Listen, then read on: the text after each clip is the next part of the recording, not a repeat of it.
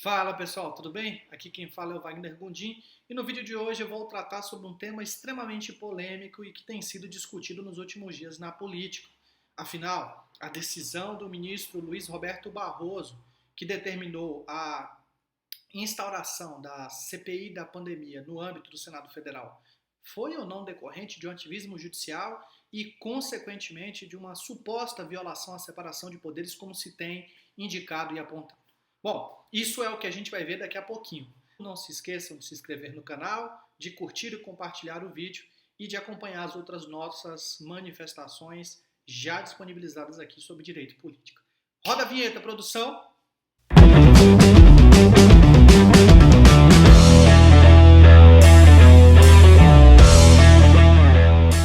Nos dias a mídia noticiou a fala do presidente da República, Jair Messias Bolsonaro, criticando abertamente a decisão tomada pelo ministro Luiz Roberto Barroso nos autos de um mandado de segurança impetrado por alguns parlamentares no Supremo Tribunal Federal e que tinha como objetivo destravar uma CPI, uma comissão parlamentar de inquérito, que havia sido apresentada no Senado Federal por alguns parlamentares e que tem o objetivo de investigar omissões do governo federal no enfrentamento da pandemia do coronavírus e algumas outras questões.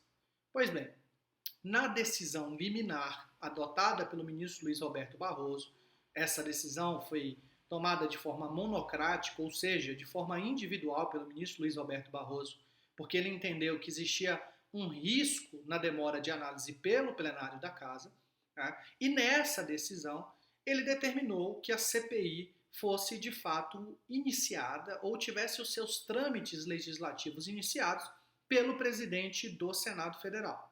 Pois bem, em primeiro lugar é preciso destacar o que significa a Comissão Parlamentar de Inquérito. Dentro do âmbito do Poder Legislativo, nós temos algumas comissões que podem ser temáticas, que podem ser institucionais, que podem ser provisórias, que são definitivas, não importa.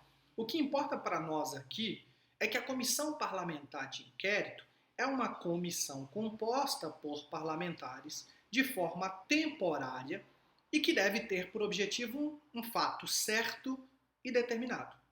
Ou seja, essa previsão que decorre do artigo 58, parágrafo 3º da Constituição, permite que qualquer casa legislativa, Câmara dos Deputados ou Senado Federal, que nós estamos falando no âmbito federal, possam instaurar uma comissão que vai ter um caráter de investigação sobre fatos certos e determinados e com prazo determinado.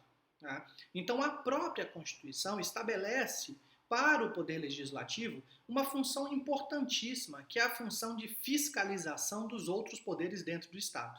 Para quem se lembra das minhas aulas de Direito Constitucional ou de Ciência Política, vai se lembrar da fórmula da separação de poderes, que é um elemento indispensável para o Estado Democrático de Direito.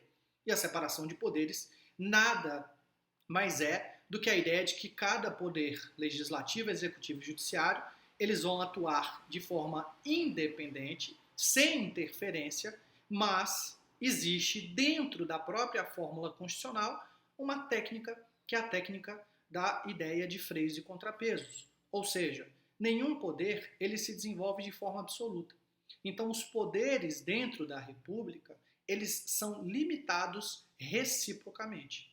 Então, a Comissão Parlamentar de Inquérito, ela tem por objetivo dar ao Senado Federal, à Câmara dos Deputados, o poder de investigar membros do Judiciário, o poder de investigar membros do Executivo, em algumas situações, o poder de investigar membros da própria Casa Legislativa que tenham praticado um fato que coloque em risco a ordem pública, a ordem social, a ordem política e constitucional do país.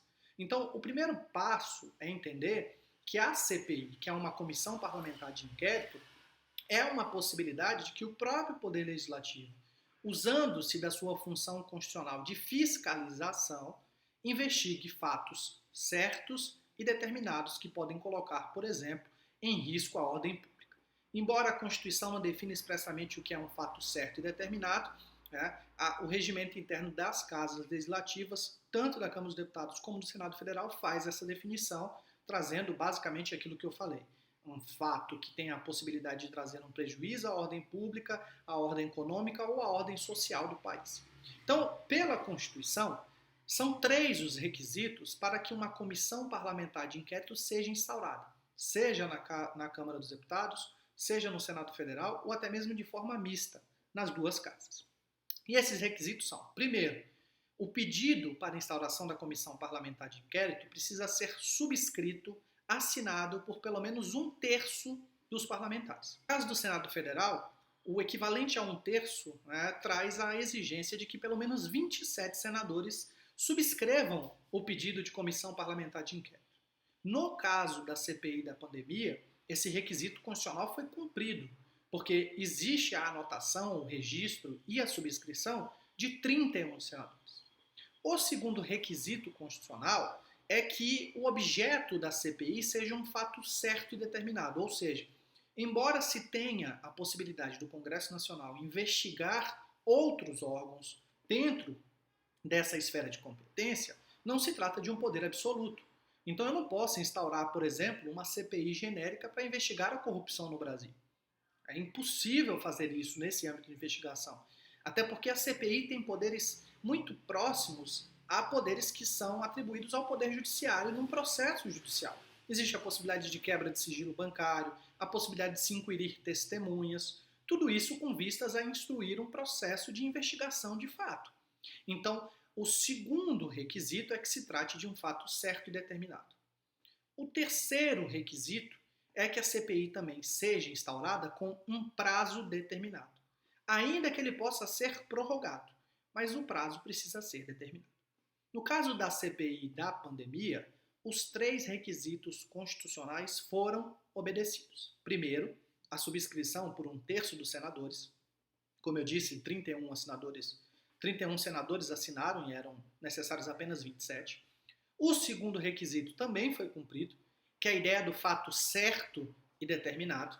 Afinal, se objetiva apurar ações e omissões do governo federal no enfrentamento da pandemia do Covid-19, e isso se daria em função não apenas pela demora na aquisição das vacinas, né, mas também pelos entraves trazidos pelo governo federal, segundo se aponta no pedido de instauração da CPI, com relação à possibilidade de outros entes federativos, estados e municípios adquirirem a vacina diretamente.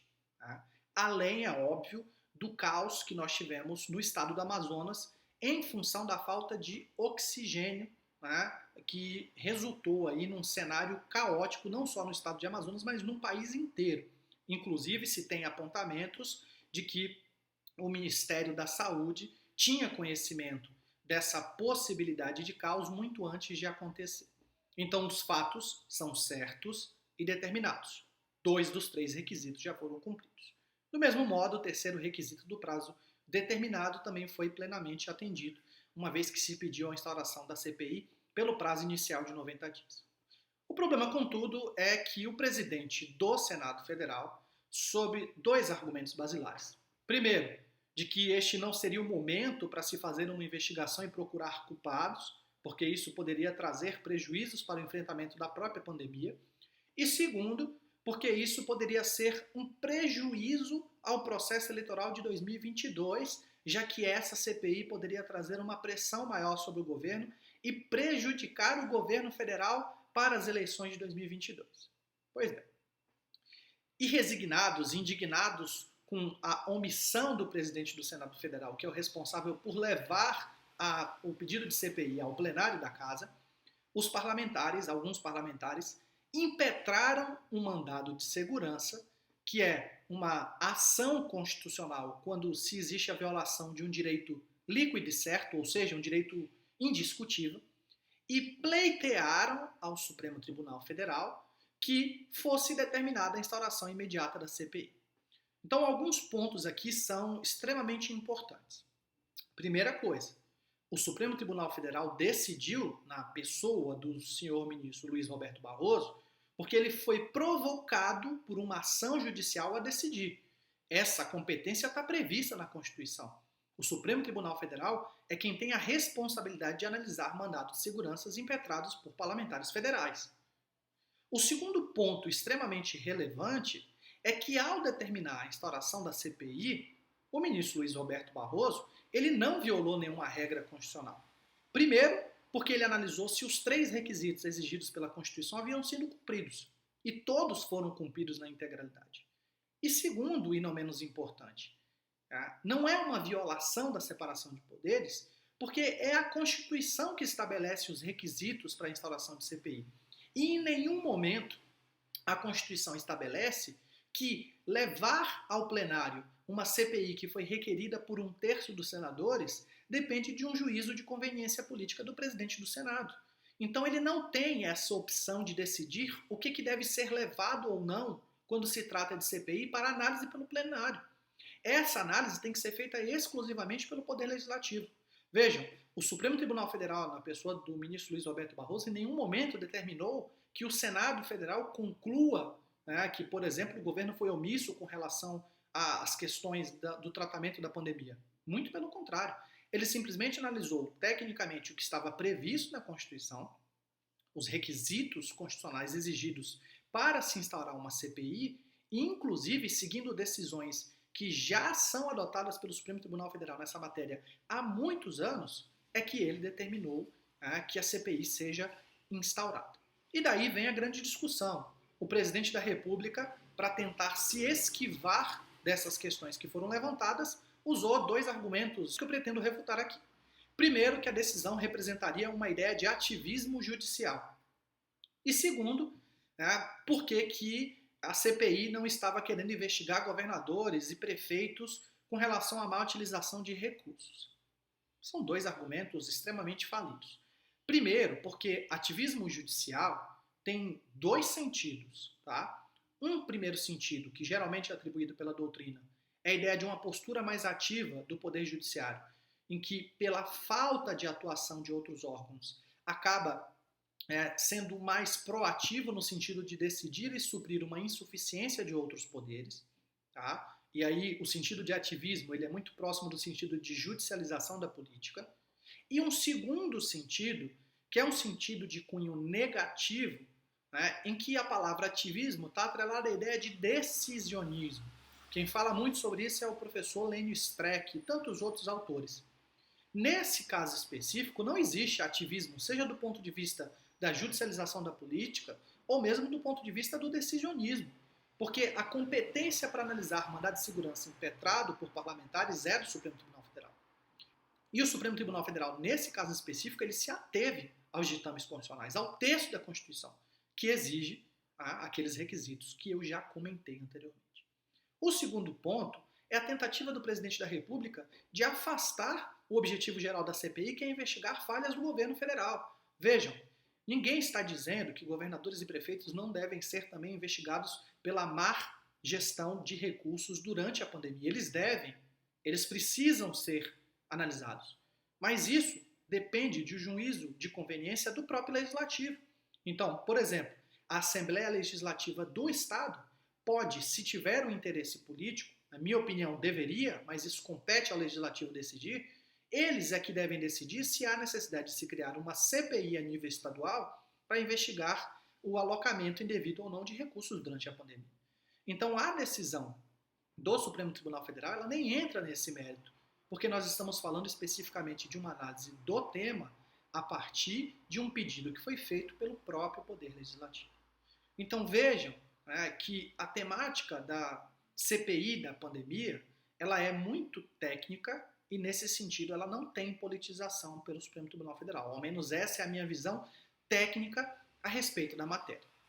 Bom, e aí para a gente finalizar, isso que é extremamente importante e que todos vocês precisam pensar. Se de fato esse é um momento ou não para se instaurar uma CPI, uma investigação que pode eventualmente colocar mais pressão sobre o governo federal.